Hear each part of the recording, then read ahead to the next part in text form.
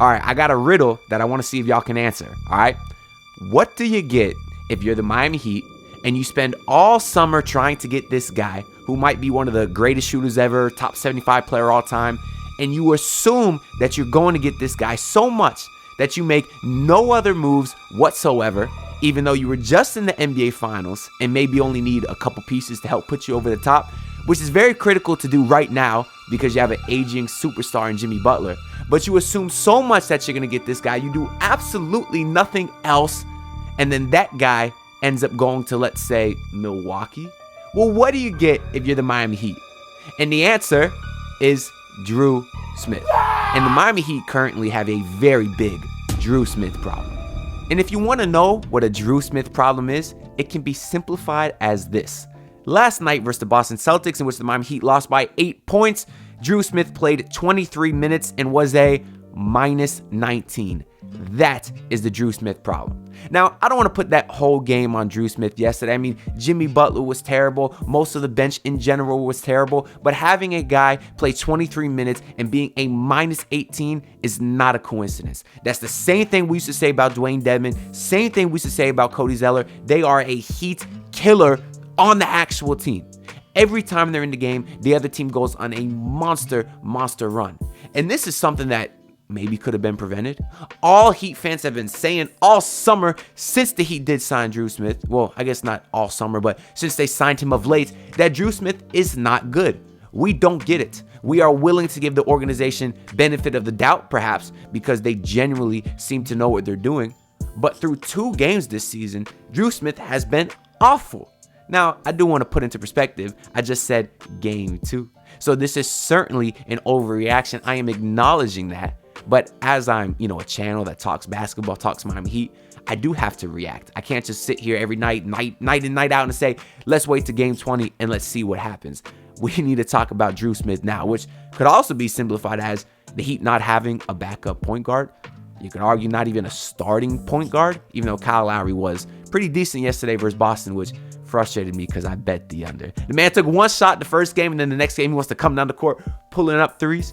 Speaking of pulling up threes, Dru Smith pulled up a 3 on a fast break yesterday, and I guarantee every single person watching this video, including myself, screamed out, no! And then Dru Smith did nail the 3. Now, as far as the game, I'm gonna have to stop you right there because you think that you can guard me? That's crazy. Listen, if I make this shot, you gotta subscribe and like the video right now. Let's get it. That is wild. Okay, you know what? Unsubscribe. Leave a dislike. I don't give a f. Back to Dru Smith. He wasn't terrible. Stuffed the stat sheet a little bit. Had 9 points, 2 rebounds, 3 assists, 3 steals, a block. So he was fine statistically, but he was getting absolutely cooked on defense. Not to mention that we saw Dru Smith and Lowry lineups for the 2nd game in a row. Something that I would have never believed in a million years if you would have told me this 3 months ago that would be a lineup I would see on the court. But that's what happens when you spend all offseason trying to get Damian Lillard and you don't get him. Now, I'm not going to talk about Dame all season, of course, because he's in Milwaukee. I don't care about that team. We're going to see them in a couple days on Tuesday, and Heat will still blow out Milwaukee. I'm staying by that stance. So I am doing a little bit of fake outrage here just because I hate the Boston Celtics, and the Heat had that game in hand yesterday, but they couldn't quite pull it out. Now, whether that was due to Jimmy Butler's lack of aggressiveness or not great performance, that probably is the biggest part of it. But I just did want to just get kind of a reaction to last night's game in addition to talking about the Dru Smith problem here. Because you could argue that the Heat played poor yesterday outside of Bam Adebayo and Tyler Herro, which was very encouraging. You saw aggressiveness from Bam. You saw Tyler Herro actually being pretty efficient for once. Not to throw shade at Tyler. I still think Tyler's making the All-Star game this season, which after game 1 wasn't looking so good. But you could argue that the Heat weren't great. Derek White balled out like he always does against the Heat. Very few players I hate more than Derek White, and the Heat were essentially still in that game. Towards the very end, they missed some big shots. Boston hit some big shots. So going forward, if you want to take this as a moral victory, you can. I'm not certainly one to do that, but I do just want to clarify that I'm not freaking out after game 2. That's certainly not what's happening tonight.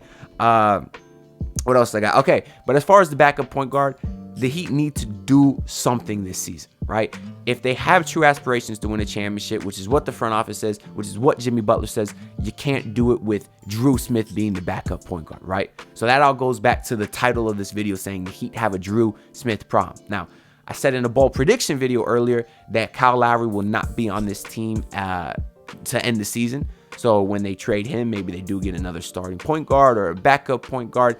That is still possible.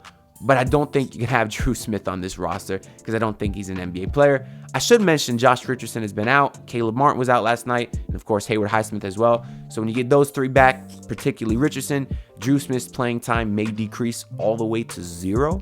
But until then, they have a Dru Smith problem. So how can they fix that presently? Well, I looked at the free agent market as far as point guards. It's not great. It's mostly a lot of the guys who were once good and no longer that great. For example, our guy, Goran Dragic, who I would love on this roster still. I don't know why he's not here, even just from a veteran leadership standpoint. I think he'd be nice. Maybe he has 15 minutes a night left in the tank. I don't know. You also got guys like George Hill out there who was great. Again, he's probably like 35, 36 now. Don't know how much he has left. You got John Wall, who Heat fans have been clamoring for forever.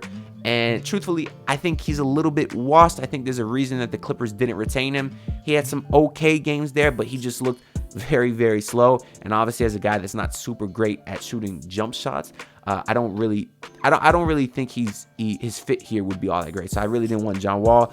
There's also Austin Rivers, a little bit younger. He's 31.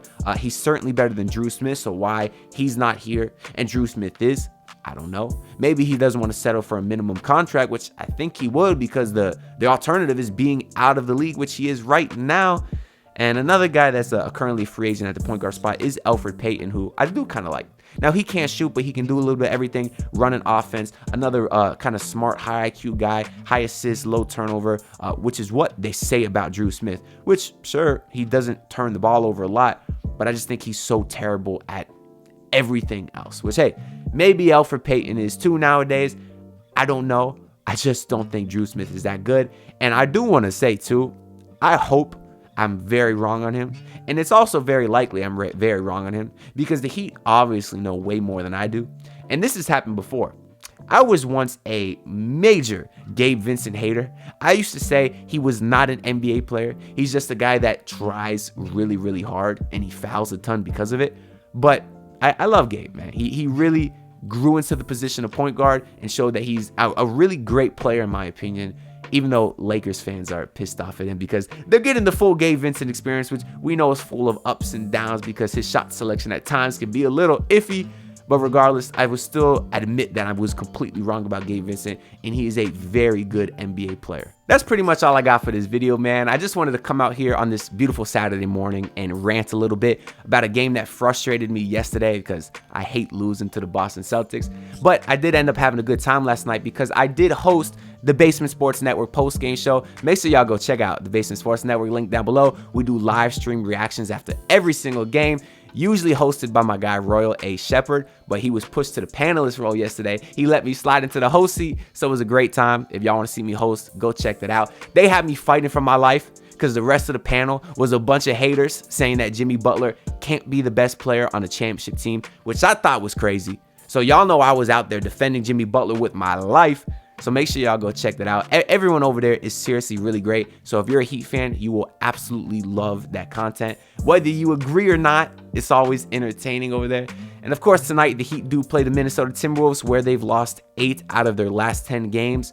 So I'm not super hopeful, but I do think that Rudy Gobert is a giant bum. So I do think they at least dominate him today.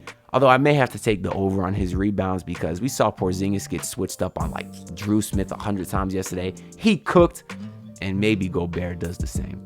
But that's really all I got for this video, y'all. Last game versus Boston, nobody predicted Boston to win, so I don't got any comments to shout out. But if anybody watching this wants to predict the score for tonight's game versus the Timberwolves, if anybody gets close, I will shout y'all out next video. Make sure to like and subscribe because it helps me out a lot and it helps the algorithm push this video out to everyone, which really helps grow the channel. So I'll see y'all next time. Peace out. I'll be playing for defenders and I call you a Kendall because you like the book.